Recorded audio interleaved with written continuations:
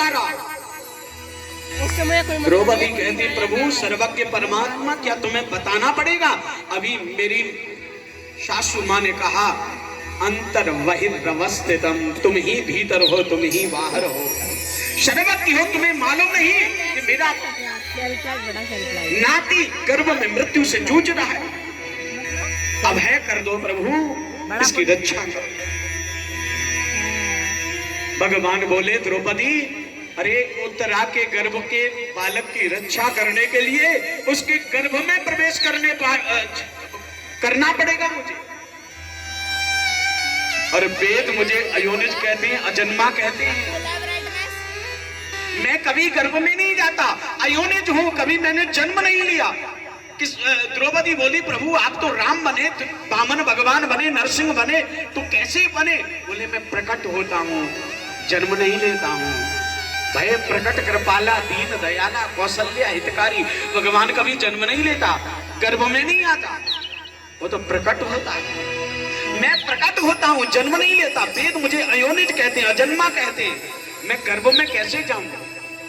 द्रौपदी कुंती उत्तरा बोली प्रभु मैं ये नहीं जानती कि तुम गर्भ में जाओगे कि नहीं जाओगे, मैं ये भी नहीं जानती कि वेद क्या कहते हैं, मैं तो सिर्फ इतना जानती हूँ कि प्रभु तुम्हारे बिना मेरे बालक की कोई रक्षा नहीं कर पाएगा।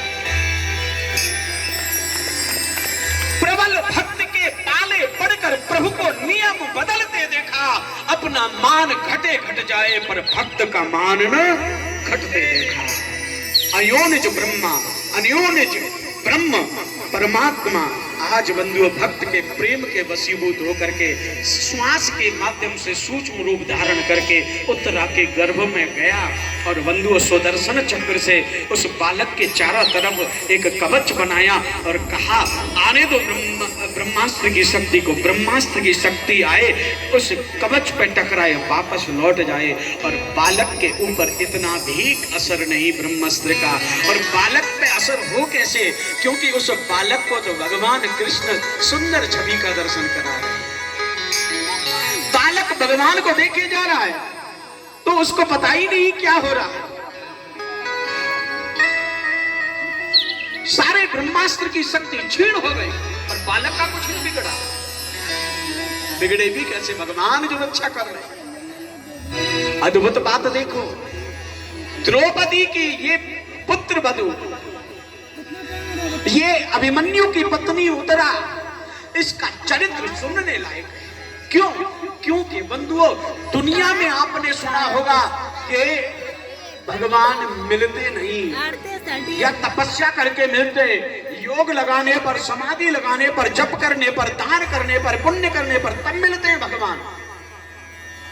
यहां भगवान मिलने की बात ही नहीं, ये तो भगवान के मिलने से बहुत ऊपर की बात हो गई। क्यों? भक्तों को भगवान की भक्ति और तपस्या योग समाधि से परमात्मा मिलते, लेकिन यहाँ भगवान उत्तरा के गर्भ में हैं।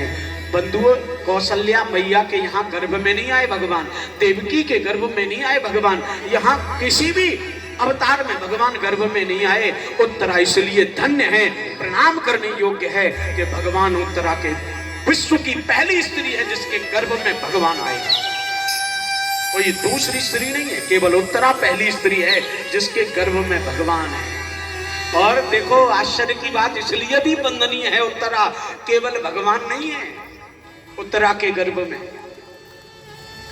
भगवान तो है ही है उत्तरा के गर्भ में, लेकिन भगवान के परम भक्त परीक्षित भी उत्तरा के गर्भ में है।